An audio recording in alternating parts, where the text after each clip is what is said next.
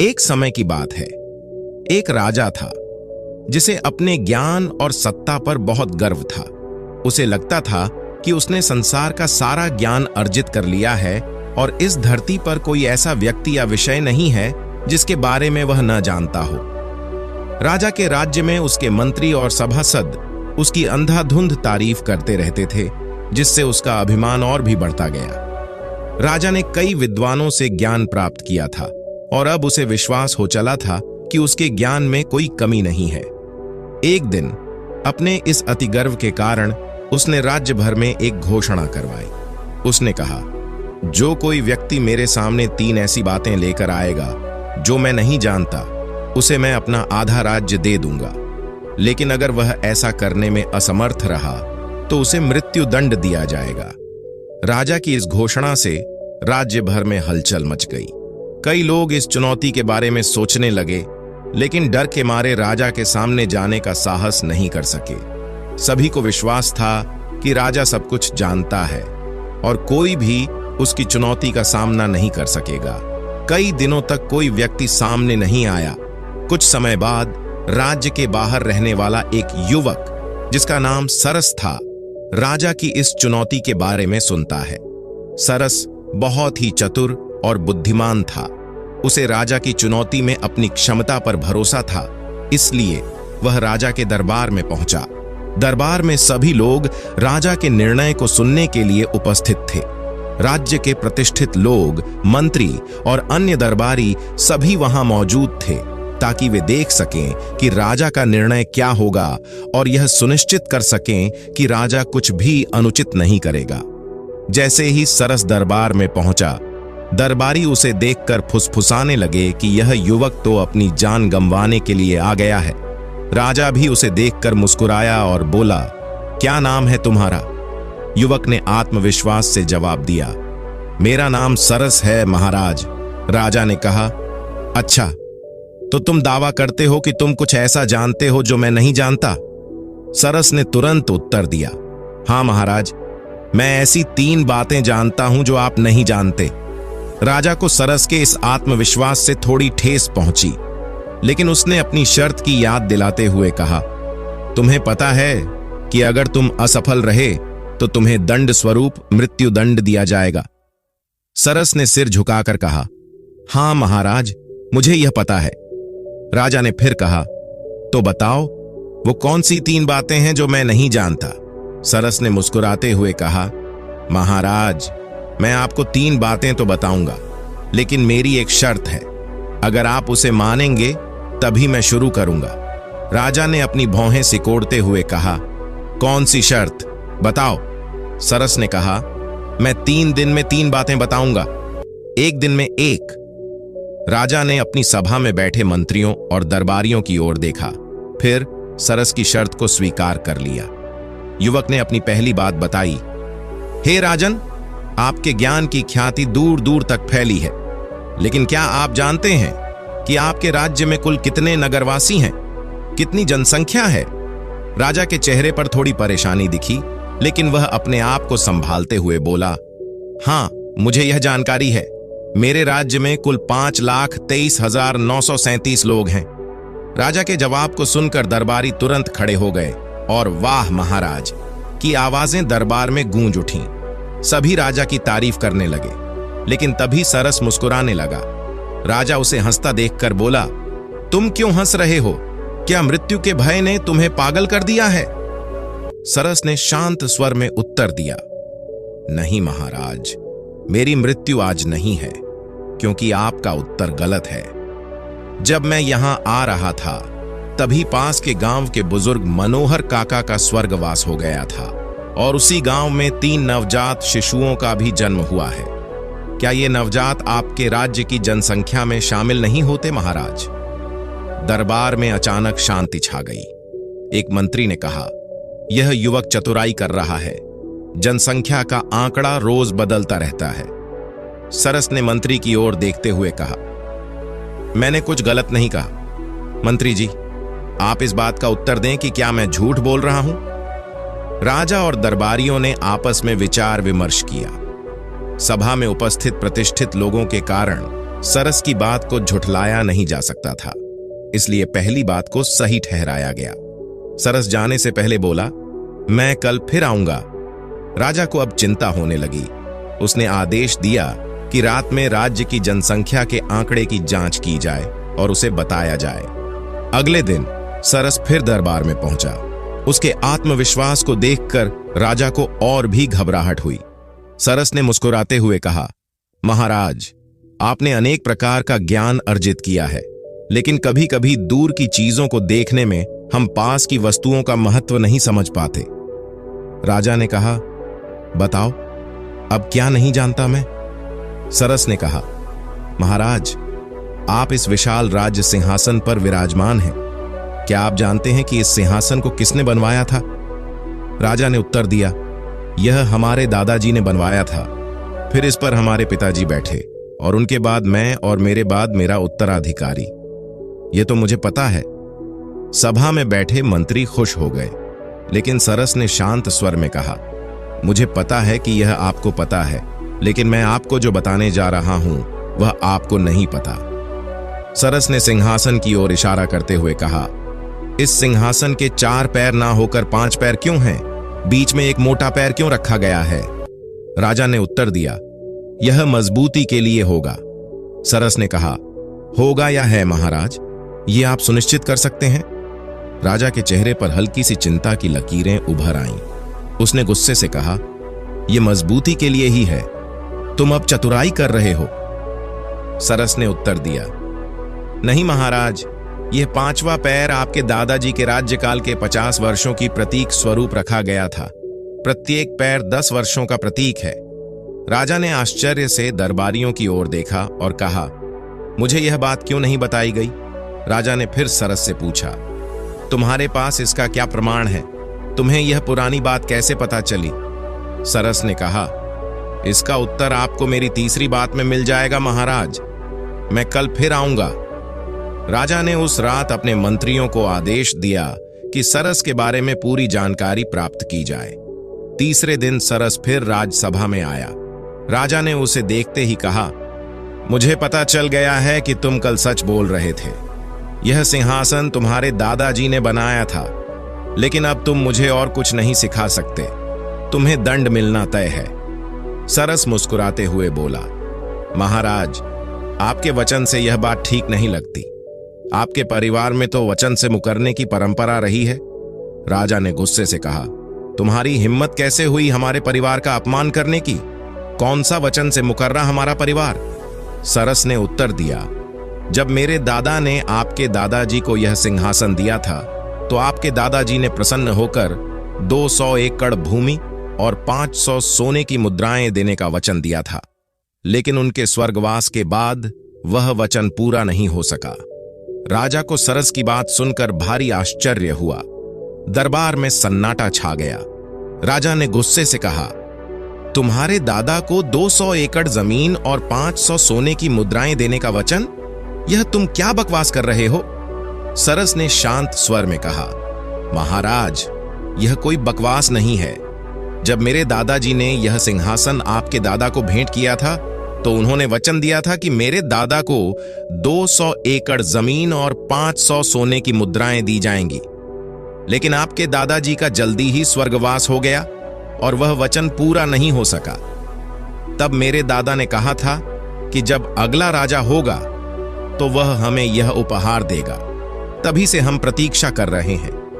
मेरे दादा, फिर मेरे पिता और अब मैं, तीनों ने इस वचन का पालन होते देखने का इंतजार किया, लेकिन अब तक कोई यह वचन पूरा करने नहीं आया। राजा के चेहरे पर गहरी चिंता की रेखाएं उभर आईं। यह सुनकर दरबार में भी हलचल मच गई। राजा को लगा कि सरस की बात झूठी नहीं हो सकती। राजा ने सोचा कि यदि वह कहता है कि उसे यह वचन पता नहीं था, तो उसे अपने राज्य का आधा हिस्सा सरस को देना पड़ेगा। और यदि वह स्वीकार करता है कि उसे वचन पता था, तो उसे अपने पूर्वजों की प्रतिष्ठा को बनाए रखने के लिए वह उपहार देना होगा जो उसके दादा ने वादा किया था। राजा समझ गया कि वह अपने ही जाल में फंस गया है। राजा ने गहरी सांस लेते हुए कहा, हां, मुझे यह बात पता थी, लेकिन मैं इसे जानबूझकर नहीं टाल रहा था। यह बात मेरे ध्यान से हट गई थी, पर अब मैं अपने दादाजी के दिए गए वचन का सम्मान करूंगा। राजा का स्वर गंभीर था, लेकिन भीतर ही भीतर वह गुस्से और शर्म से जल रहा था। उसने अपने सभासदों और मंत्रियों की ओर देखा, जो पहले चापलूसी में जुटे थे, अब एकदम चुप खड़े थे। मुझे यह वचन पूरा करना होगा, राजा ने दरबार में घोषणा की। मैं अपने दादाजी का दिया हुआ वचन निभाऊंगा। सरस, तुम्हें 200 एकड़ भूमि और 500 सोने की मुद्राएं दी जाएंगी। दरबार में सन्नाटा छा गया। राजा को इस घोषणा के बाद अपने राजधर्म का पालन करने के साथ साथ अपनी प्रतिष्ठा की भी चिंता थी। सरस ने सिर झुकाकर राजा का आभार व्यक्त किया, लेकिन उसके चेहरे पर वही संतुष्टि थी जैसे उसे पता था कि अंततः यही होने वाला था। राजा ने अपने मंत्री को आदेश दिया, इस वचन का पालन तुरंत किया जाए। सरस को वह भूमि और सोने की मुद्राएं प्रदान की जाए जिनका वादा मेरे दादाजी ने किया था। इसके बाद राजा ने फिर से दरबार की ओर मुड़कर कहा, सरस, अब मैं तुम्हारे प्रश्नों की परीक्षा समाप्त करता हूं। तुमने 3 बातें कही थीं, जिनमें से 2 की पुष्टि हो चुकी है। अब तुम्हारी तीसरी बात क्या है? बताओ, तुम्हें क्या झात है जो मुझे नहीं पता? सरस ने शांति से उत्तर दिया, महाराज, मेरी तीसरी बात वही है जो आपने अब स्वयं सिद्ध कर दी है। आप ये सोचते थे कि आपके पास पूर्ण ज्ञान है कि इस राज्य में ऐसा कुछ भी नहीं है जिसे आप नहीं जानते, लेकिन सच्चाई यह है कि हम सभी के जीवन में कुछ न कुछ ऐसा होता है जिसे हम नहीं जानते या ध्यान नहीं देते। यही अहंकार हमें अंधा बना देता है।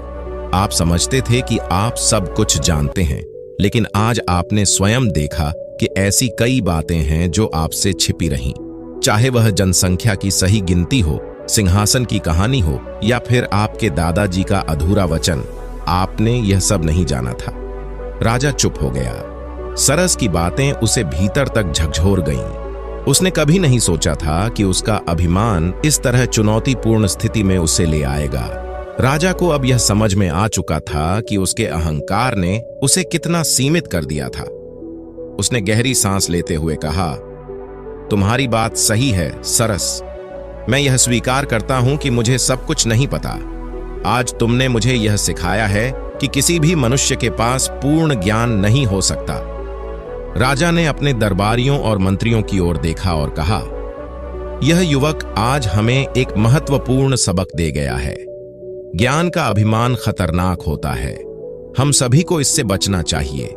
आज से मैं अपने ज्ञान को लेकर अभिमान नहीं करूंगा, बल्कि इसे और अधिक विनम्रता से ग्रहण करने का प्रयास करूंगा।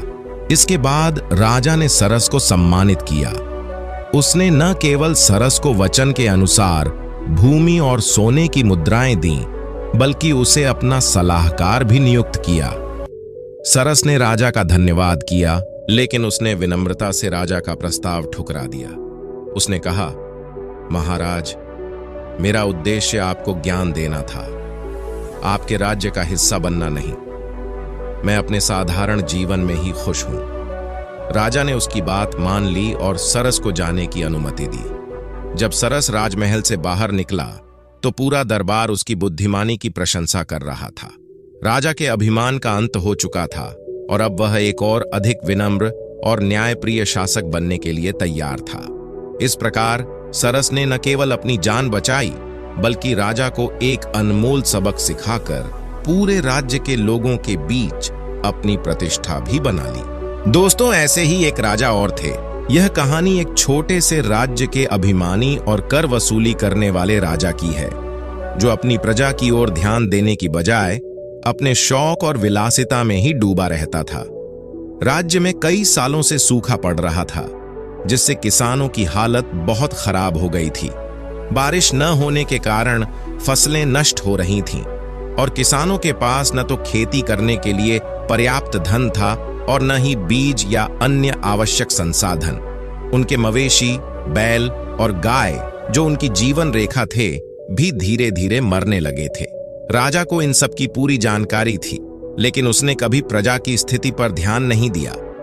वह अपने महल में ही रहता था, जहां रंग बिरंगे नाटकों और खेलों का आयोजन होता था। राजा को अनोखी और सुंदर वस्तुएं एकत्रित करने का शौक था और वह अपना धन सिर्फ इन विलासिता की चीजों पर खर्च करता था। राज्य के गरीब किसान कई बार राजा के दरबार में अपनी समस्याएं लेकर आए, पर हर बार उन्हें सिर्फ दिलासा देकर लौटा दिया गया। किसानों ने राजा से कर माफी की गुहार लगाई, लेकिन राजा के कानों तक उनकी आवाज नहीं पहुंची।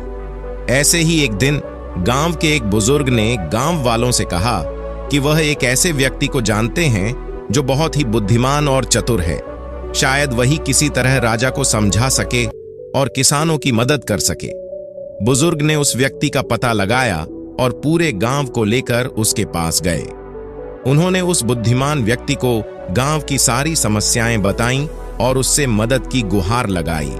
बुद्धिमान व्यक्ति ने किसानों की हालत देखकर उनकी मदद करने का वादा किया। उसने कहा कि वह राजा से मिलने जाएगा और उनकी समस्या का हल निकालने की कोशिश करेगा। बुद्धिमान व्यक्ति ने राजा से मिलने की इच्छा जताई, लेकिन राजा ने पहली बार में उससे मिलने से मना कर दिया। उस व्यक्ति ने राजा के बारे में जानकारी जुटाई और पता चला कि राजा को अनोखी और अनमोल वस्तुएं इकट्ठा करने का बहुत शौक है। उसने सोचा कि इसी शौक का फायदा उठाकर वह राजा से मिल सकता है। फिर उसने राजा से कई बार मिलने की कोशिश की और अंत में राजा ने उसे दरबार में बुलाया। जब वह बुद्धिमान व्यक्ति राजा के सामने आया तो राजा ने पूछा, क्या कहना चाहते हो? अगर किसी समस्या के बारे में बताने आए हो तो मैं कुछ नहीं कर सकता। बारिश और सूखे पर मेरा कोई नियंत्रण नहीं है। बुद्धिमान व्यक्ति ने कहा, महाराज, मैं आपकी प्रजा की समस्या लेकर नहीं आया हूं। मैं तो आपके अद्भुत शौक के बारे में सुना हूं। मुझे झांत हुआ है कि आपको अनमोल और दुर्लभ वस्तुओं का संग्रह करने का बड़ा शौक है। मेरे पास एक ऐसी कला है जिससे मैं एक अनमोल और खूबसूरत वस्तु बना सकता हूं जो इस दुनिया में किसी के पास नहीं है। राजा उसकी बात सुनकर चकित हो गया और उत्सुकतावश पूछा, कहां है वह वस्तु? तुम्हारे इस वर्णन ने मेरी जिज्ञासा को और बढ़ा दिया है। बुद्धिमान व्यक्ति ने उत्तर दिया, महाराज, उस वस्तु का निर्माण करने के लिए मुझे कुछ धन चाहिए।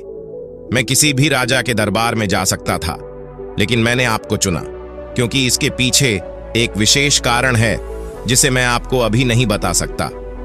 राजा ने कहा, धन की कोई कमी नहीं है, लेकिन पहले बताओ वह वस्तु कहां है और उसका निर्माण कब होगा?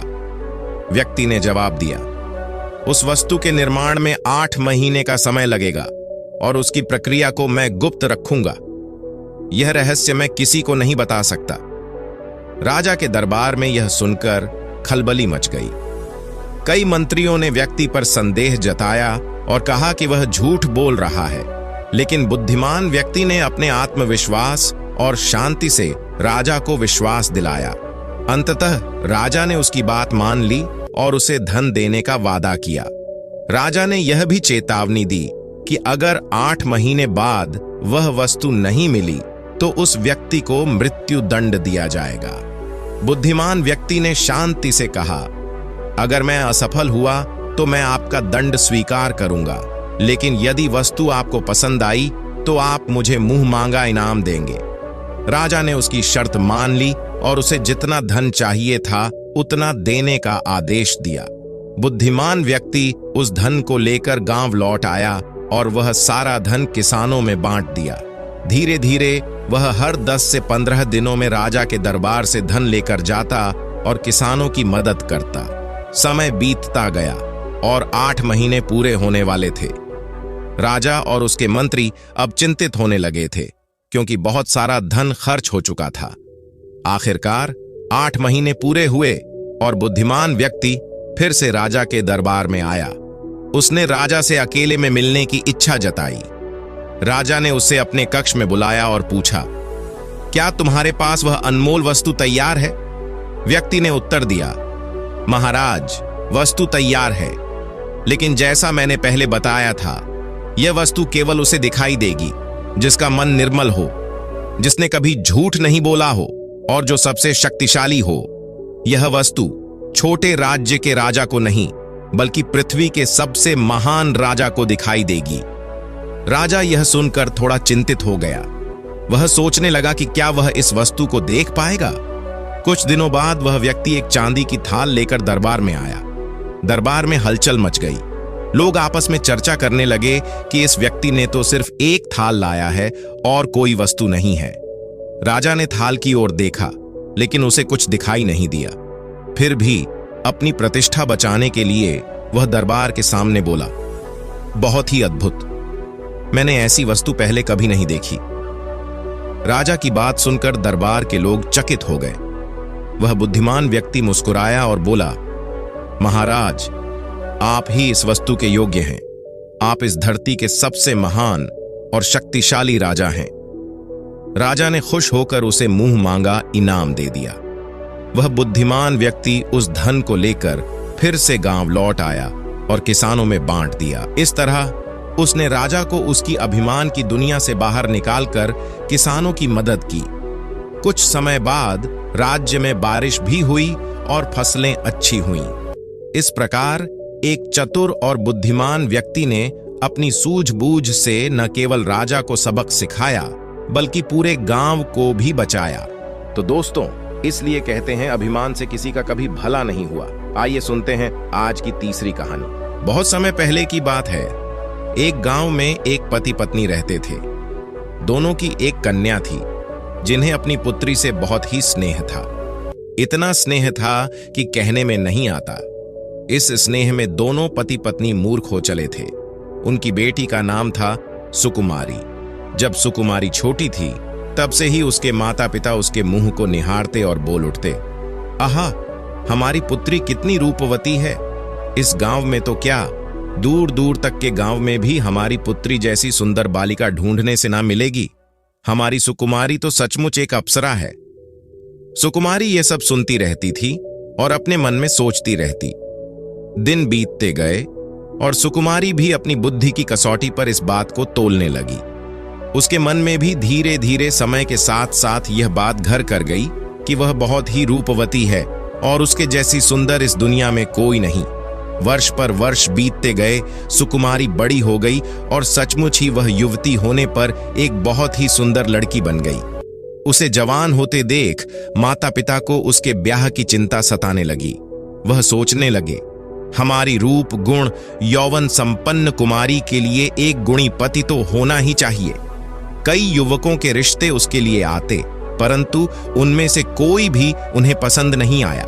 दूर दूर के शहरों और गांवों से सुकुमारी को बिहाने के लिए युवक आते, लेकिन सुकुमारी के माता पिता को वे मंजूर नहीं हुए। या तो सुकुमारी उनमें कोई न कोई दोष निकाल देती। यदि माता पिता किसी लड़के को अपना दामाद बनाने पर सहमत हो जाते, तो सुकुमारी राजी नहीं होती। उसी गांव में ही उनके पड़ोस का रहने वाला एक युवक था, संतोष, जो सुकुमारी को बहुत ही पसंद करता था।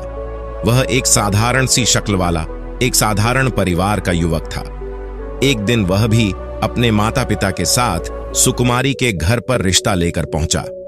सुकुमारी के माता पिता ने पड़ोसी होने के नाते उनका स्वागत किया।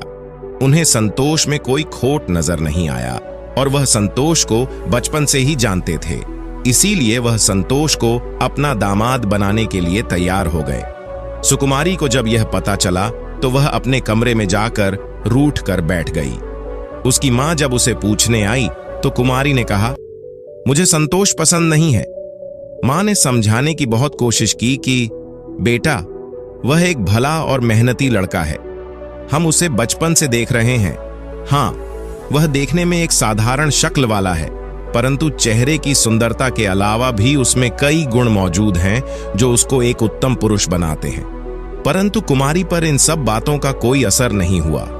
वह खुद कमरे से बाहर आकर संतोष का विवाह प्रस्ताव ठुकरा देती है। संतोष और उसके माता पिता अपमानित महसूस करके वहां से चले जाते हैं। दिन बीतते देर न लगी। सुकुमारी का ब्याह न हो पाने के कारण उसके माता पिता दुखी रहने लगे। उन्हें और भी दुख होता जब आस पड़ोस की कम सुंदर युवतियों के विवाह होते देखते। वे मन ही मन सोचते, हाय, हमारी सुकुमारी का विवाह भी हो जाता तो हम भी सुख की सांस लेते।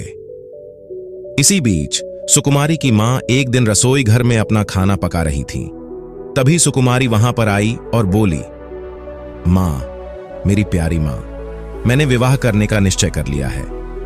उसकी माँ ने जब यह शब्द सुने तो मानो उसे अपने कानों पर भरोसा ही नहीं हुआ। माँ ने कुमारी से पूछा, मेरी प्यारी बेटी, मुझे तुमसे यही आशा थी। तुम्हारे पिता यह सुनकर कितना खुश हो जाएंगे और जल्दी ही तुम्हारे लिए कोई योग्य युवक ढूंढ कर लाएंगे। परंतु कुमारी ने उनकी बात काटते हुए गंभीर स्वर में कहा, जानती हो माँ, मैंने किससे विवाह करने का निश्चय किया है? नहीं तो बेटिया, माँ ने कहा, मैं अपने से भी ज्यादा सुंदर वर को वरूंगी और वह सूर्य है। सूर्य के चमकते हुए मुखड़े से मेरा प्रेम हो गया है। सुनहले रथ पर चढ़ा मुझे वह कितना प्यारा लगता है। जब वह मेरी ओर ताकता है तो मैं इतनी प्रसन्न हो उठती हूं कि मेरा मुंह भी दमदम उठता है। सुनकर उसकी मां पर मानो बिजलियां गिर पड़ीं और वह घबराकर बोली, पुत्री, ये तुम क्या कह रही हो? पागल तो नहीं हो गई हो? कहां सूर्य और कहां तू? तो आप मेरी सत्य बात को पागलपन समझती हैं। उसकी मां ने एक लंबी आह भरी और कहा, बेटी, यह पागलपन नहीं तो और क्या है? क्या सूर्य भगवान ने आज तक किसी साधारण स्त्री से विवाह किया है? तो क्या मैं साधारण स्त्री हूं? यह नहीं हो सकता। आप लोग ही तो कहते थे कि मैं अन्य स्त्रियों से भिन्न हूं, और यह सत्य भी है। मैं बाकी सभी औरतों से अधिक रूपवती हूं। राधे राधे दोस्तों, स्वागत है आपका हमारे चैनल मोक्ष मंत्रास में। परंतु बेटी, तुम इतनी नहीं हो कि सूर्य देव तुम्हें वरें। हम तो इस लोक के हैं और वह उस लोक के हैं। इस पर सुकुमारी ने और भी ज्यादा जोरदार शब्दों में कहा, मेरा निश्चय अटल है। मैं विवाह करूंगी तो सूर्य से ही, नहीं तो किसी से भी नहीं। उसकी मां को अब और भी चिंता होने लगी। शाम को वह अपने पति के साथ बहुत समय तक अपनी पुत्री की मूर्खतापूर्ण बातों पर विचार करती रही। वे कहने लगे, हाय हाय, हम लोगों ने स्वयं ही अपने पैरों पर कुल्हाड़ी चलाई है। हमने ही इसको इतना घमंडी बना दिया है। अब क्या होगा? पास पड़ोस वालों से भी अपने दुख की बात कैसे कहें? उन्हें तो हमने कभी आदर की दृष्टि से देखा भी नहीं। इस पर उसकी मां ने कहा, पतिदेव, बेटी बहुत बिगड़ गई है। अब उसे किसी ऐसे आदमी को सौंप दिया जाए जो बहुत ही क्रूर हो और इसका दिमाग ठिकाने लगा दे। यह बात करके वह सो गए। सुबह हुई तो क्या देखा कि सुकुमारी का कहीं पर नामो निशान भी नहीं था। ना मालूम वह किस समय और कहां चल पड़ी थी। अब वे उसे तलाश करने लगे, परंतु उसका कहीं पर भी पता न चला। इधर सुकुमारी का हाल यह था कि वह सूर्य देव को पाने के लिए रात के अंधेरे में ही चल पड़ी थी। कई दिन तक घने जंगलों में आगे ही बढ़ती गई। वह आगे आगे जाती थी और सूर्य देव को एक टक देखती जाती थी। अंत में एक समय ऐसा आया कि सूर्य उसकी आंखों से बिल्कुल ओझल हो गया। उसके चारों ओर अंधेरा ही अंधेरा छा गया। उसे कुछ सूझ नहीं रहा था। उसे मालूम नहीं था कि सूर्य देव की ओर जाने वाला पथ कहां पर जा रहा है। इसीलिए वह रास्ते पर सीधी ही सीधी चलती जा रही थी। चलती चलती वह ना मालूम कहां पहुंच गई। एक दिन सूर्य ने उसे फिर अपना मुखड़ा दिखाया और उसे पर मुस्कुराया। वह इतनी तेजी से मुस्कुराया कि सुकुमारी से उसका मुस्कुराना सहन नहीं हो सका। जितना वह सूर्य की दिशा में बढ़ती जाती, उतनी ही तेज गर्मी उसे लगने लगी। यहां तक कि अब वह सूर्य की ओर देख भी नहीं सकती थी। उसकी आंखें दुखने लगीं। वह अब देख भी नहीं सकती थी, परंतु आगे ही आगे बढ़ती जा रही थी। उसने मन में सोचा, मैं कदापि घर नहीं लौटूंगी, चाहे कुछ भी हो जाए। मैं सूर्य से विवाह करके ही दम लूंगी। वह मन ही मन में यह सब सोच रही थी और सूर्य भी तेज प्रकाश से उस पर चमक रहा था। जो उसे सूर्य का मुस्कुराना लगता था, अब उससे वह सहन नहीं हो सका।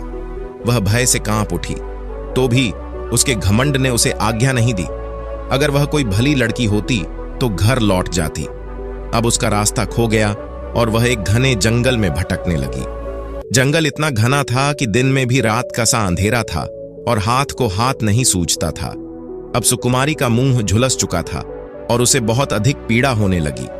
जब उसने तालाब में अपना चेहरा देखा तो वह चिल्ला उठी, हाय हाय, मुझे यह क्या हो गया? मैं जल्दी से घर जाऊंगी और मां से पूछूंगी कि यह मेरा क्या हाल हो गया।